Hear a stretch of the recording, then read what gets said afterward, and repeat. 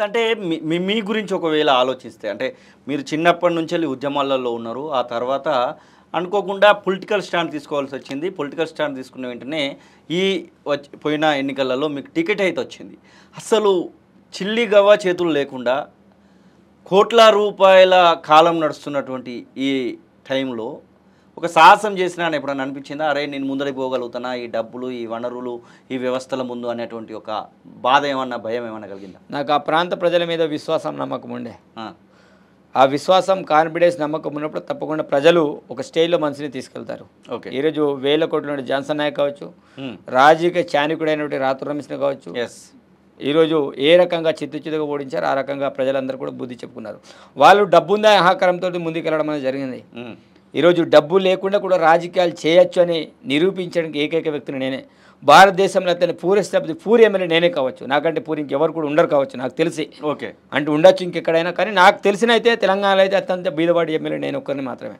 కాబట్టి రాజకీయాలకు ప్రతిదానికి ఎంత పెట్టారన్నా మీరు?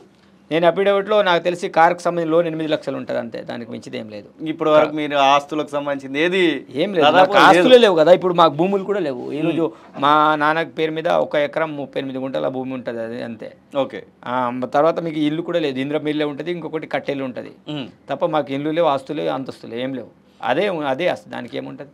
ఏమైనా రేవంత్ రెడ్డి నుంచి సహకారం అందిందా? ఎందుకంటే టికెట్ అనౌన్స్మెంట్ తర్వాత చాలామందికి భరోసా ఇచ్చేటువంటి ప్రయత్నం చేసిండు, నేను ఉన్నానని చెప్పేటువంటి ప్రయత్నం చేసిండు.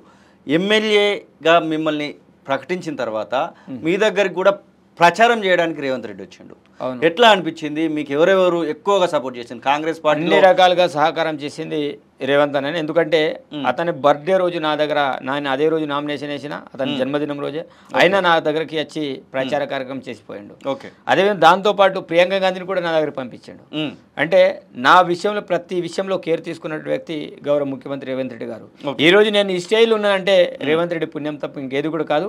రేవంత్ రెడ్డి పుణ్యం ఒకవైతే అయితే ఆ ప్రాంత ప్రజలందరూ కూడా నన్ను నమ్మి, పేదవాడు ఇతన్ని తప్పకుండా గెలిపిస్తే మనకి ఏదో పనికి వస్తాడని ఏ నమ్మకంతో అయితే గెలిపించారో తప్పకుండా వాళ్ళ యొక్క నమ్మకాన్ని వమ్ము చేయకుండా తప్పకుండా ఈ 5 సంవత్సరాలు కూడా వాళ్ళందరి కోసం సేవ చేస్తూనే ఉంటా ఆ ప్రాంతంలో. అంటే మీరు గెలిచిన తర్వాత కూడా హైదరాబాద్లో ఒక 10-15 రోజులు ఉండాలి అంటే ఒక ప్లేస్, ఒక చోటు దొరకనటువంటి పరిస్థితి. ఓకే, ఇప్పటికీ కూడా ఎమ్మెల్యే క్వార్టర్స్ కేటాయించడము అది ఇంకా ప్రాసెస్లు అయితే నడుస్తూ ఉన్నాయి. అలాంటి సిచ్యువేషన్లలో గెలిచిన తర్వాత కూడా అట్లాంటి సిచ్యువేషన్లలో ఉన్నటువంటి ఏకైక ఎమ్మెల్యే మీరే కావచ్చు. ఎట్లా అనిపించింది అసలు? ఏంది ఇది, ఇంకా ఏమన్నా మారితే మంచిగుండు అట్లాంటి ఫీలింగ్స్ ఏమన్నా ఉన్నాయి? ఏం లేదన్న, ఇప్పుడు సరే వచ్చినప్పుడు కొన్ని చాలాసార్లు అయితే లాడలాడలు పోయి పడుకున్నాను.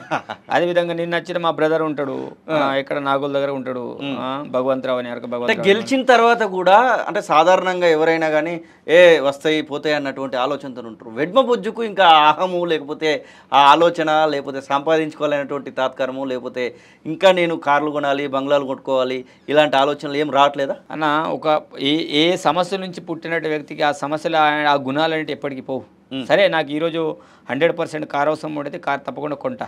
ఈరోజు ఒక ఎమ్మెల్యేలకి ల్యాంగ్ 30 lakhs ఏదో లోన్ ఉంటుంది, అది నాకు తిరగడానికి కార్ అవసరం పడి కార్ కొనాల్సిందే. ఉండడానికి ఇప్పటికి నాకు ఇల్లు లేదు, సరే ఏదో చిన్నదో పెద్దదో ఇల్లు 5 సంవత్సరాల లోపల ఒక ఇల్లు కట్టాల్సిందే. ఇప్పటికి నేను ఎమ్మెల్యే గెలిచిన తర్వాత నేను ఒక కిరాయి ఇంట్లో వచ్చి ఉంటున్నా. ఎందుకంటే నా ఊరు ఉట్నూరు నుంచి ఒక 3 kilometers నాకు ఊరికి రోడ్ కూడా లేదు. నేను ఎమ్మెల్యే అయిన తర్వాత నేను మొన్న టెంకాయ కొట్టి నా ఊరికి రోడ్ స్టార్ట్ చేయడం అనేది జరిగింది. ఇప్పటికి ఇందిరమ్మ ఇల్లు ఉంటుంది. ఇప్పటికి మేము ఊరికి పోతే అదే ఇంట్లో ఉంటాం, అదే ఇంట్లో నా గవర్నమెంట్లో అదే ఇంట్లో ఉంటారు, నేను అదే ఇంట్లో ఉంటున్నాను. ఇక్కడ నాకు వేరేది ఏమి లేవు, ఉన్న ఫ్యాక్ట్. కాబట్టి తప్పకుండా సరే ఈ 5 సంవత్సరాలు ఏదో చిన్నదో ఏదో ఒకటి ఇలా అయితే ఉట్నూరులో కట్టాల్సిన అవసరం ఉంటుంది, కట్టాలి కూడా. పెద్దగా సంపాదించే ఆలోచన అయితే లేదు. నాకు బతకడానికి ఉంటే సరిపోతుంది తప్ప నాకు అంతస్తులు ఆస్తులు సంపాదించే ఆలోచన లేదు.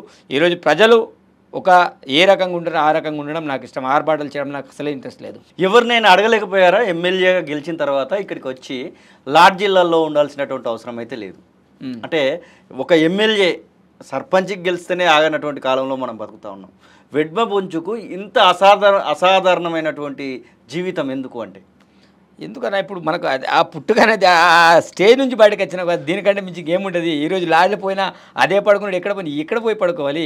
కామన్గా మనము మా యొక్క ఆలోచన మీద ఎక్కడ వరకు ఉంటే అక్కడ వరకే ఉంటుంది. ఎమ్మెల్యే అయిన మాత్రం కొమ్ములు అయితే రావు కాదు, ఇంకో VIP సెక్షన్ ఎమ్మెల్యే అయితే మాత్రం డబ్బులు వచ్చి మా దగ్గర పడాయి కదా. అవును, ఇప్పటివరకు మాకు ఇంకా జీతాలు స్టార్ట్ కాలేదు. ఎస్ ఏం లేదు కదా. ఇప్పుడు కామన్గా అదే నేను ఎమ్మెల్యే కాకంటే ముందు ఎట్లా ఉన్నా ఇప్పటికీ అట్లానే ఉన్నా. ఇప్పుడు ఒక గన్మెన్ ధర పెరిగింది అంతే.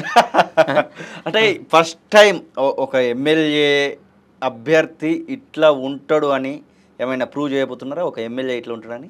తప్పకుండా అన్న, నేను నా జీవితంలో ప్రూవ్ ఏంటిదంటే తప్పకుండా ఆ ప్రాంతంలో సర్వీసింగ్ చేయాలి. నేను ఎట్లయితే ఉండాలి అట్లనే ఉండాలనుకుంటాను. నేను ఆరుబడలు చేసే వ్యక్తిని కాదు. నాకు చేయాలనే ఆలోచన కూడా లేదు. చాలా సింపుల్గా ఉంటాయి. ఏదున్నా నాకు సింపుల్గా ఉండడం ఇష్టం. జనాలు ఎట్లుంటే మనం అట్లా ఉండడమే కరెక్ట్ అనిపిస్తుంది నాకు.